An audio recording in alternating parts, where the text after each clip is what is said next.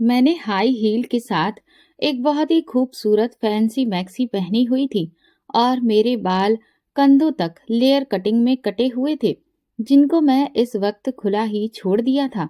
और मेरी मोटी मोटी हिरनी जैसी आंखें मेकअप से और भी ज्यादा हसीन लग रही थी। मैं हुस्न का एक बड़ा सा पैकेट थी और अपने हुस्न से मैं खुद भी वाकिफ थी, और इसी वजह से मेरी आंखें हमेशा घमंड से चूर रहती थी। फिर मेरे बाप का रसूख और बेपनाह संपत्ति ने मुझे घमंडी बना दिया था। गरीबों को तो मैं अपने पांव की जूती की नोक पर रखती थी। मेरे पिता एक राजनीतिज्ञ भी थे, इसलिए सियासी पार्टी वगैरह में आना जाना तो मेरा लगा ही रहता था। बहुत से राजनेताओं की बेटियों और बेटों से मेरी दोस्ती भी थी, और मेरा फ्रेंड सर्कल लड़कियों के साथ साथ कई लड़कों से भी भरा पड़ा था। मैं अक्सर किसी भी बड़े बिजनेसमैन या फिर राजनेता के बेटे के साथ महंगी और हैवी बाइक पर भी बैठकर आधी आधी रात को समंदर पर सैटरडे नाइट मनाती थी, जहां शराब का भी दौर चला था। मुझे शराब पीने की भी आदत थी। आज भी रात के 3 बजे नशे से चूर डगमगाए कदमों से मैं अपने घर पहुंची थी, बल्कि मेरे एक नौजवान लड़के दोस्त ने ही मुझे घर के बाहर उतारा था। मैंने अपने घर की डोर बेल बजाई तो चौकीदार ने दरवाजा खोला। मैं डगमगाए कदमों से अंदर दाखिल हुई, और अभी तक मैं वो गाना गुनगुना रही थी जो उस क्लब में जोरों शोरों से चल रहा था और जिस पर मैं अपने बॉयफ्रेंड के साथ डांस करती हुई आई थी। मेरे पिता ने कभी भी मुझ पर रोक टोक नहीं लगाई थी।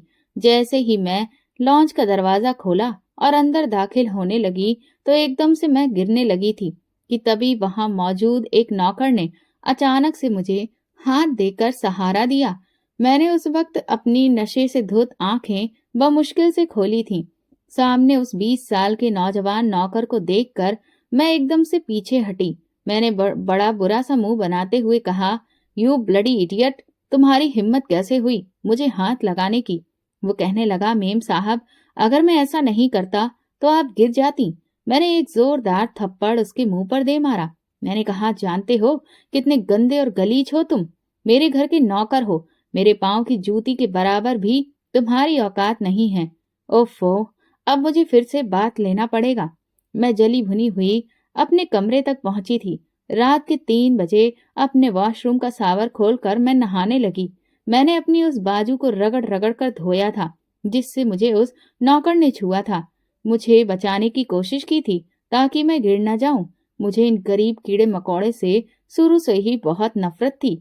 मैं निकिता शाह, खूबसूरती में अपनी मिसाल रखने वाली एक नौकर के छूने पर बिना नहाए तो नहीं सो सकती थी।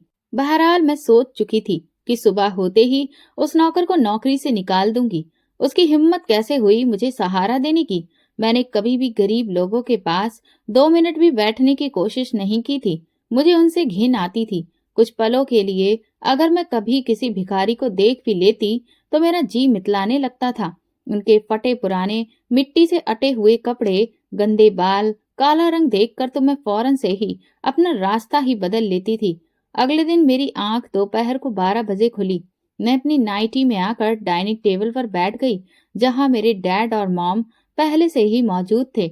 आज तक उन्होंने मेरे इस तरह के खुले हुए लिबास पर कभी भी ऐतराज नहीं किया था, इसीलिए मैंने भी कभी खुद को समेटने की और ढकने के बारे में नहीं सोचा था।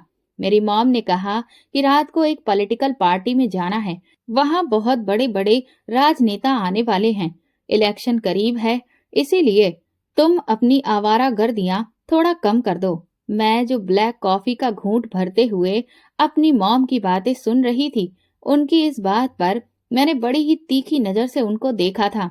मैंने कहा, what do you mean mom? मैं आखिर क्या आवारागर्दियां करती हूँ? मेरे डैड कहने लगे, ओ कम ऑन निकिता, तुम्हारी माँ अगर तुम्हें कोई बात समझा रही है तो फिर उस बात की नजाकत को समझने की कोशिश किया करो। देखो, बहुत जल्दी ही इलेक्शन होने वाले हैं और इसीलिए मैं नहीं चाहता कि तुम्हारी वजह से कोई भी घोटाला या फिर गरम न्यूज मीडिया के हाथ लगे।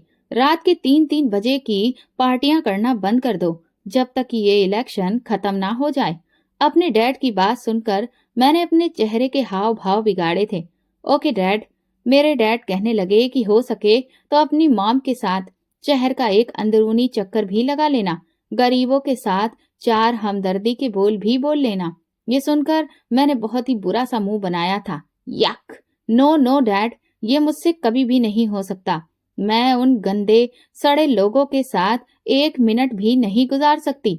भगवान के लिए मुझे तो आप इन सब चीजों से दूर ही रखें तो बेहतर है। उन झुग्गी झोपड़ियों में रहने वाले लोगों के बारे में सोच कर ही मुझे तो झुरझुरी सी आ जाती है। मेरे डैड मेरी मॉम से कहने लगे, समझाओ इस लड़की को, ये एक राजनेता की बेटी है। ये अगर ऐसे ही गरीबों से घिन करती रहेगी तो फिर मिल चुके हमें वोट। ये कहकर वो गुस्से से टेबल से उठकर चले गए। मेरी माँ मुझे 1 घंटे तक लेक्चर सुनाती रही, लेकिन मैंने एक कान से सुना और दूसरे कान से निकाल दिया।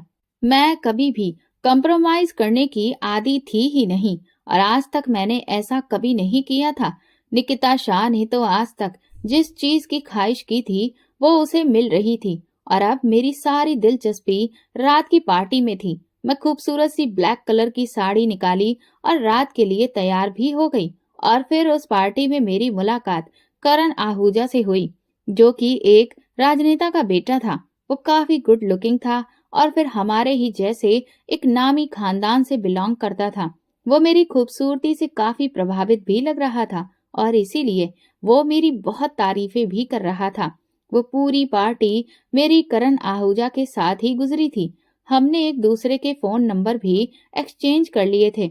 अब ज्यादातर मैं करण के साथ ही नजर आती थी।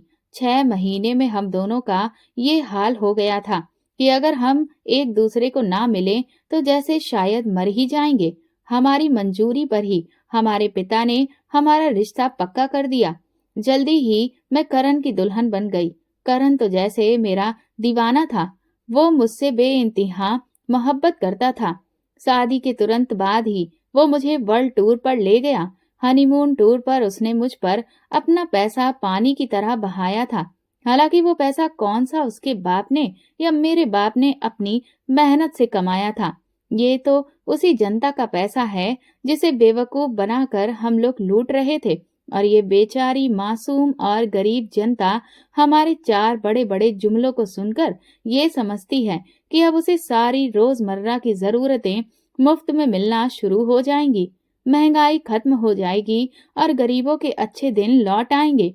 कभी कभी तो मैं इन गरीब लोगों की अकल को सोचकर हंसने लगती थी। हमारे भारत में भी ऐसे बेवकूफों की कोई कमी नहीं है। बहरहाल मैं अपनी जिंदगी में बहुत खुश थी। करण के घर में भी मुझ पर कोई भी पाबंदी नहीं थी। मेरा अब भी वही रूटीन था, लेकिन धीरे धीरे मुझे ये एहसास होने लगा कि जैसे करण कुछ दकियानूसी किस्म की सोच रखता है। मुझे शुरुआत से ही दुपट्टा ओढ़ने की आदत नहीं थी। अभी भी जब भी मैं किसी पार्टी में जाती तो गहरे गले की मैक्सी या ड्रेस ही पहनती थी। मैंने तो कभी भी नेट का दुपट्टा भी नहीं डाला था। लेकिन करण अब मुझसे कहने लगा कि निकिता प्लीज, मुझे तुम्हारे इस तरह के कपड़े बिल्कुल भी पसंद नहीं है, इसलिए इनका स्टाइल थोड़ा सा बदल लो, थोड़ा सा कवर अप कपड़े पहना करो। मैंने हैरानगी से उसे देखा। मैंने कहा, तुम्हारा दिमाग तो ठीक है। मैं उस वक्त अपने चेहरे पर लोशन लगाकर अपना मेकअप टिश्यू से साफ कर रही थी। करण की बात मेरे लिए बिल्कुल बकवास सी बात थी। वो कहने लगा, क्यों, इसमें भला दिमाग खराब होने की क्या बात है? तुम्हें नहीं पता है कि ऐसी पार्टीज में किस किस तरह के लोग आते हैं और वो किन किन नजरों से पार्टी में मौजूद लड़कियों को देखते हैं? और तुम्हारे मामले में मैं कितना पॉजेसिव हूँ ये तो तुम बहुत अच्छी तरह से जानती हो ना। मेरा बस चले तो मैं तुम्हें सबकी नजरों से छुपा के रख लूं। वो मेरे करीब आ गया और मोहब्बत से अपनी बाहों का हार मेरे गले में डाल दिया। मैंने रूठे हुए लहजे से उसके दोनों हाथ पीछे किए और नखरा दिखाते हुए कहने लगी, ओ प्लीज करण, अपनी ये दकियानूसी सोच को पॉजेसिवनेस का नाम मत दो। हालांकि मुझे करण ने बहुत प्यार से ये बात कही थी, लेकिन मैंने उसकी किसी भी बात पर कोई ध्यान नहीं दिया। लेकिन मुझ पर मुसीबत का पहाड़ तो उस वक्त टूटा जब शादी के सिर्फ 4 महीने के बाद ही मुझे ये पता चला कि मैं उम्मीद से हो गई हूँ। मैंने तो बहुत बड़ा तमाशा खड़ा कर दिया था। पहली बार मेरी करण के साथ लड़ाई इसी वक्त हुई थी। मैंने उससे कहा कि मुझे अभी लाइफ एंजॉय करनी है करण, मुझे बच्चा पैदा नहीं करना। मेरी बात सुनकर करण ने हैरत से मेरी तरफ देखा और कहने लगा, तुम ये कैसी बातें कर रही हो? एक औरत की जिंदगी तो उस वक्त ही पूरी हो जाती है जब वो माँ बनती है। मुझे तो अभी से सोच सोच कर बहुत एक्साइटमेंट हो रही है कि मैं पिता बनूंगा। मैं कहने लगी कि मुझे ये बच्चे की मुसीबत अपने सर पर नहीं डालनी। मेरी बात सुनकर वो गुस्से से मुझे घूरने लगा। कहने लगा, निकिता, मुझे हर हाल में बच्चा चाहिए, और वैसे भी मेरे डैड मुझसे कह चुके हैं कि उन्हें जल्दी ही अपना वारिस चाहिए। बेटी हो या बेटा, इससे कोई भी फर्क नहीं पड़ता है। मैं करण से तो लड़ सकती थी, लेकिन अपने ससुर से मुझे कुछ डर सा लगता था। इसीलिए मैंने अपना अबॉर्शन नहीं करवाया। मुझे बस उन 9 महीनों में यही एक टेंशन रहती थी कि कहीं बच्चा पैदा करने के बाद मेरा फिगर खराब ना हो जाए। मैंने एक बेटे को जन्म दिया था, लेकिन बस मैंने उसे जन्म ही दिया था। पैदा होते ही मैंने उसके लिए एक आया रख ली थी। फिर तो 24 घंटे मेरा बेटा बस उस आया के रहमो करम पर ही पल रहा था। हमारे यहाँ अपर क्लास में बच्चे माएँ कम और आया ज्यादा पालती हैं। मैं तो कई कई दिनों तक अपने बच्चे की शक्ल तक नहीं देखती थी। सबसे पहले तो मैंने जिम ज्वाइन किया था ताकि मेरा फिगर खराब ना हो जाए। हालांकि करण बहुत खुश था। एक बार मेरे ससुर करण से कहने लगे कि आजकल सियासी हालात कुछ ठीक नहीं हैं, और इसीलिए मैं चाहता हूँ कि तुम विदेश चले जाओ। कुछ समय तक वहां पर रहो, चाहो तो अपनी फैमिली को भी अपने साथ में ले जाओ। उसी रात हमें एक राजनीतिक पार्टी की दावत भी मिली थी। मैं करण के साथ उस पार्टी में चली गई। पार्टी में जाने से पहले तक तो मुझे करण के साथ विदेश जाने पर कोई भी ऐतराज नहीं था, लेकिन पार्टी में जाकर पहली बार मुझे ये लगा कि पहली नजर की मोहब्बत क्या होती है। वो शख्स तो जैसे कोई जादूगर था। अपनी आंखों से उसने मुझ पर ऐसा जादू फूंका था कि मैं किसी कटी पतंग की तरह उसके पीछे पीछे चलने लगी थी। उसकी क्या शान शौकत थी, क्या रुतबा था, और क्या रौबदार अंदाज था। वो कितना अट्रैक्टिव शख्सियत का मालिक था। ये कमेंट शायद ऐसे लोगों के लिए ही बने होते हैं कि ये शख्स तो महफिल की जान है। वो इंसान तो महफिल की जान ही मालूम पड़ता था। जब वो हंसता था तो उसके गाल पर डिंपल पड़ता था। हाय, उसके गाल का डिंपल मेरी जान ही निकाल कर ले गया था। पहली बार ऐसा हुआ था कि मैं किसी मर्द को देखा और फिर मैं अपनी आंखें झपकाना ही भूल गई थी। वो एक राजनेता था, लेकिन मैं हैरान थी कि आज तक मैंने कभी उसे क्यों नहीं देखा। अगर करण से पहले मैं उसे देख लेती तो यकीनन आज मैं उसकी पत्नी होती। ब्लैक कलर के पैंट कोट में वो बिल्कुल कयामत लग रहा था। हालांकि उसकी उम्र 35 से 40 साल के लगभग थी और मैं 25 साल की थी, और करण की उम्र 28 साल थी। लेकिन जो शख्सियत सिद्धार्थ ओबरॉय नाम के उस शख्स की थी, उसके सामने मुझे करण अब बिल्कुल बेकार सा लगने लगा था। करण ने ही मेरी उससे मुलाकात करवाई थी। कहने लगा, अरे इन्हें कौन नहीं जानता, शाह की राजकुमारी हैं ये। ये सुनकर तो मेरा दिल खुशी से झूम उठा था कि वो मुझे पहले से ही जानता है। फिर मैंने उसे बात को आगे बढ़ाया और तब तक करण के किसी दोस्त ने उसको पुकार लिया तो करण अपने दोस्त के पास चला गया। उस वक्त मैं एक सुर्ख लाल रंग की नेट की साड़ी पहन रखी थी, जिसमें मैं बेहद ही हसीन लग रही थी। मैंने सिद्धार्थ ओबरॉय से कहा कि आप मुझे पहले से कैसे जानते हैं? मैंने तो आपको पहले कभी नहीं देखा। उसने मुस्कुराकर मेरे थोड़ा सा करीब आकर कहा, आपके हुस्न के दीवाने हैं हम। मेरी बड़ी ही ख्वाहिश थी कि मेरी आपसे मुलाकात होती। ये कहकर तो जैसे उसने मेरे सीने से मेरा दिल ही खींच लिया था। क्या वाकई में वो भी मेरा दीवाना था, मेरी मोहब्बत में डूबा हुआ था? फिर उसने एक ठंडी आह भरी, कहने लगा, किस्मत का धनी निकला आपका पति, जो वो आपकी संगत में रहता है। हम तो आपको देखकर बस ठंडी आहें ही भर सकते हैं। उसकी ये बात सुनकर मैं खिलखिलाकर हंस पड़ी थी। मुझे तो ऐसा लगा था जैसे कि इस पूरी महफिल में एक जल तरंग सी बिखर गई हो। ऐसा लगा जैसे चारों तरफ शहनाइयां सी बजने लगी थी। मेरे दिल की दुनिया तो जैसे उसके एक एक शब्दों से चमकती चली जा रही थी। उसने अपनी जेब से कार्ड निकाला और मेरी तरफ बढ़ा दिया, और फिर बड़े ही खुफिया तरीके से मेरे कान के बिल्कुल करीब आकर धीरे से कहने लगा, कभी वक्त मिले तो रात के वक्त मुझे अपनी मीठी मीठी आवाज से जरूर सराबोर कर दीजिएगा। आपका बहुत बड़ा एहसान होगा। मेरा दिल तो यूं था जैसे कि पहली बार धड़का हो। मैंने वो कार्ड अपने पर्स में रख लिया। रात भर करण की मौजूदगी में मैं सिद्धार्थ ओबरॉय से बात नहीं कर सकती थी, लेकिन मेरा दिल था कि जैसे मेरे बस से बाहर हो चुका था। उस शख्स की ताकतवर शख्सियत की मैं बुरी तरह से दीवानी हो गई थी। अगले ही दिन करण मुझसे कहने लगा कि तुम अपनी सारी पैकिंग कर लो, हम लोग कुछ दिनों में ही लंदन के लिए निकल जाएंगे। ये सुनकर तो मैं बहुत परेशान हो गई थी। अभी तो मेरी उससे बातचीत ही नहीं हुई थी, ना तो कोई मुलाकात हुई थी, और मैं लंदन चली जाती, इस बात के लिए मेरा दिल बिल्कुल भी राजी नहीं था। मैंने कहा, करण, मैं नहीं जा सकती। मेरी बात सुनकर वो हैरत से मुझे देखने लगा। कहने लगा, क्यों क्यों नहीं जा सकती? मैंने कहा, नहीं कहा ना, मेरा वहां पर दिल नहीं लगेगा, और फिर रजत को भी तो मुझे ही संभालना पड़ेगा। वहां न जाने कैसी आया मिलेगी, वो मेरे बच्चे को संभाल भी पाएगी या नहीं। यहाँ की आया से मुझे पूरी तसल्ली है। अब मैं बहाने तलाशने में लगी थी। वो मेरे पास आ गया, मेरे कंधे पर अपने दोनों बाजू रखकर मुझे अपने करीब करके कहने लगा, मेरा दिल नहीं लगेगा तुम्हारे बगैर। डैड कह रहे हैं कि पूरे 6 महीने तक मुझे लंदन में ही रहना है। मैं वहां पर कैसे तुम्हारे बगैर रह सकता हूँ? वो उदास लग रहा था। मैं नजरें चुराते हुए कहने लगी, 6 महीने तो तुम्हें पता भी नहीं चलेगा कि कैसे गुजरे हैं। लेकिन मैं नहीं जा सकती। मेरे यहाँ पर बहुत सारी सहेलियां भी बन गई हैं। मैं वहां जाऊंगी तो फिर नए सिरे से मुझे सबसे दोस्ती करनी पड़ेगी।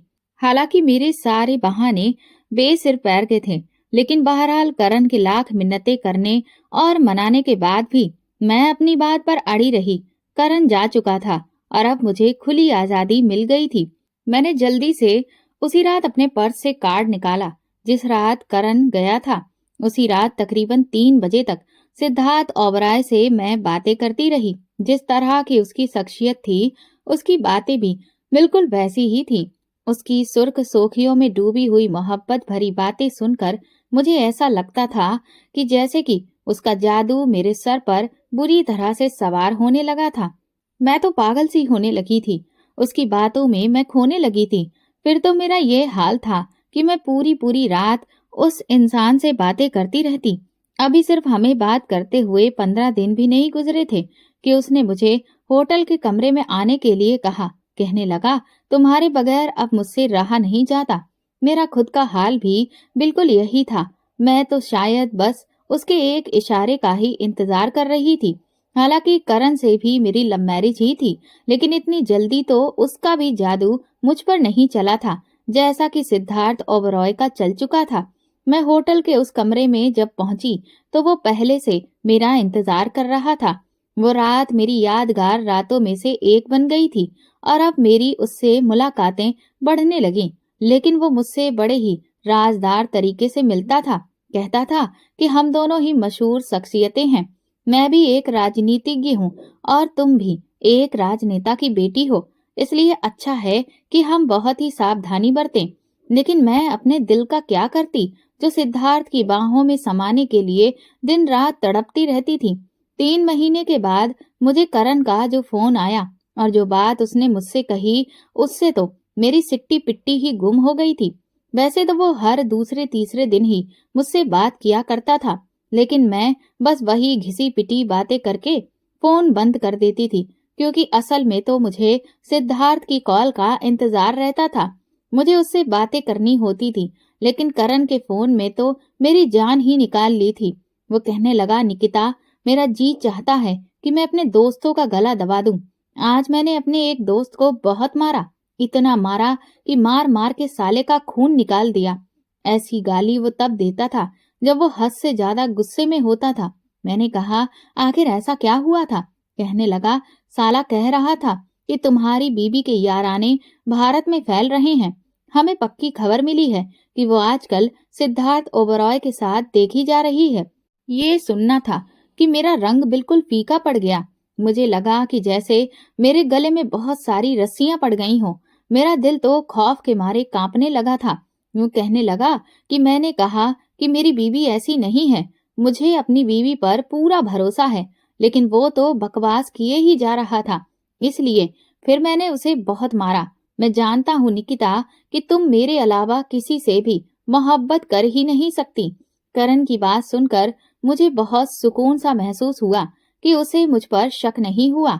दूसरी तरफ मेरा बेटा भी मेरे पास रहने लगा था, क्योंकि आया अब बीमार हो गई थी और इसीलिए वो अपने गांव चली गई थी। मेरे ससुर ने कहा था कि मैं दूसरी आया बिल्कुल भी नहीं रखूंगा जब तक वही आया ठीक नहीं हो जाती।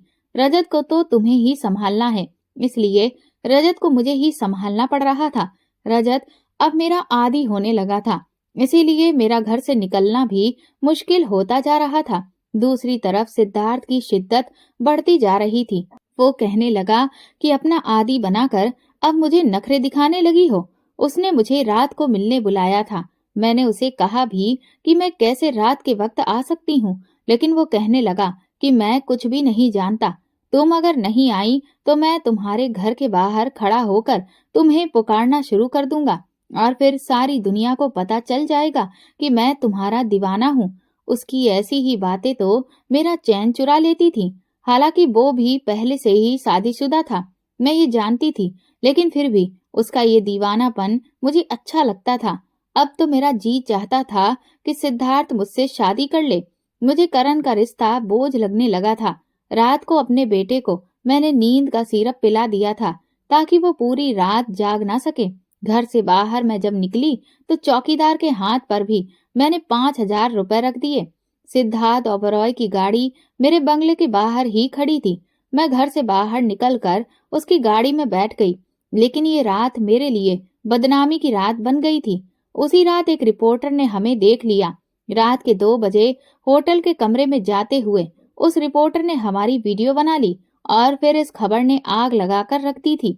मीडिया के कैमरे की नजर में हम बदनाम हो चुके थे। मेरे ससुर ने भी अपने बंगले से बाहर लगे कैमरा में मुझे सिद्धार्थ ओबरॉय की गाड़ी में बैठते हुए देखा था। चौकीदार पर भी सख्ती करने से उसने भी सब कुछ बता दिया था। मेरी पोल खुल गई थी, लेकिन अंदर ही अंदर मैं खुश हो रही थी कि अब सिद्धार्थ मुझे अपना लेगा। कुछ ही दिनों में करण भी भारत वापस आ गया था। मैं नजरें झुकाए किसी मुजरिम की तरह खड़ी थी। वो कहने लगा, निकिता, मैंने तुमसे मोहब्बत की थी, तुम भी मुझे चाहती थी, फिर ये बीच में सिद्धार्थ ओबरॉय कहाँ से आ गया? इसका मतलब मेरे दोस्त ठीक कह रहे थे और मैं था कि मुझे तुम पर भरोसा था। मेरे ससुर मुझे नफरत भरी निगाहों से देख रहे थे, लेकिन करण को अभी भी इस बात पर यकीन नहीं हो रहा था। मैंने बड़े ही लापरवाह लहजे में इस बात का जवाब करण को दिया था। मैंने कहा, मैं सिद्धार्थ ओबरॉय से प्यार करती हूँ। ये कहना था कि करण मुझे कहने लगा कि नहीं, ऐसा नहीं हो सकता, तुम मुझे इतना बड़ा धोखा नहीं दे सकती। निकिता, मैंने तुमसे प्यार किया है, ठीक है, मैं तुम्हें ये तुम्हारी गलती ही समझ के माफ कर देता हूँ, लेकिन तुम मुझे छोड़कर नहीं जा सकती। मेरा बच्चा भी उस वक्त मेरी सास की गोद में रो रहा था, लेकिन मुझे किसी की कोई भी परवाह नहीं थी। दिल ही दिल में मैंने शुक्र किया कि अच्छी बात है, अब सिद्धार्थ को मुझे अपनाना ही पड़ेगा और अब मैं चुप चुप कर उससे मुलाकातें नहीं करूंगी, उसकी पत्नी बन जाऊंगी। करण से भी मेरी जान छूट जाएगी। लेकिन करण का जवाब सुनकर मैं हैरान रह गई। मुझे तो लगा था कि ये सब कुछ सुनकर वो मुझे तलाक दे देगा, लेकिन वो तो मुझे एक दूसरा मौका दे रहा था। मैंने कहा, नहीं, मैं सिद्धार्थ के बगैर नहीं रह सकती। मुझे तुमसे नहीं, उससे मोहब्बत थी। मुझे तुमसे तलाक चाहिए। करण ने नम आंखों से मुझे तलाक दे दिया था। अभी भी उसकी आंखों में मेरी मोहब्बत के दिए जल रहे थे, लेकिन मुझे तो बस सिर्फ अपने स्वार्थ से मतलब था।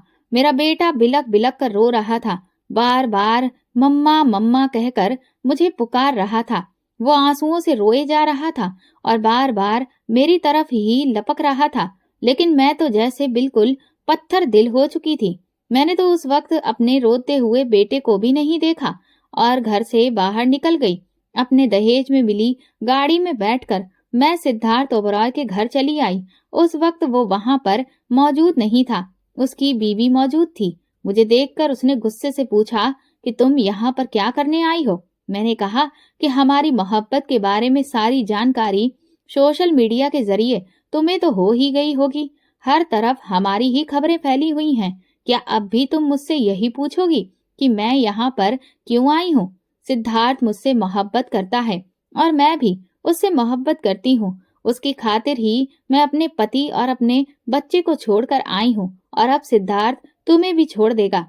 वो मुझे तीखी नजरों से देखने लगी और बोली, जो औरतें अपना घर-बार ठुकरा कर आती हैं, उन्हें कभी भी दोबारा सुकून नहीं मिलता। वो हमेशा नरक ही भोगती हैं। मैं तुम्हें रोकूंगी नहीं, बल्कि मैं तुम्हें बड़ी खुशी से अपना पति सौंपने के लिए तैयार हूँ। हाँ, ये मेरी मजबूरी है कि मैं तलाक नहीं ले सकती, क्योंकि मैं अपने बच्चे को दोहरी जिंदगी नहीं देना चाहती। मैं चाहती हूँ कि उन्हें माँ बाप दोनों का प्यार मिले। तुम्हारे जैसा हौसला मैं नहीं रखती कि अपने 6 महीने के छोटे से बच्चे को रोता हुआ छोड़कर चली आऊं। उसकी ये बात मेरे दिल को चुभ गई थी। लेकिन इस वक्त बाहर हॉर्न बजने की आवाज आई और कुछ देर के बाद सिद्धार्थ ओबरॉय घर में दाखिल हुआ। मुझे देखकर वो हैरान होकर कहने लगा, तुम यहाँ पर क्यों आई हो? मैंने उसे सारी सच्चाई बता दी कि मैं उसके खातिर अपना पति और अपना बच्चा छोड़कर आई हूँ।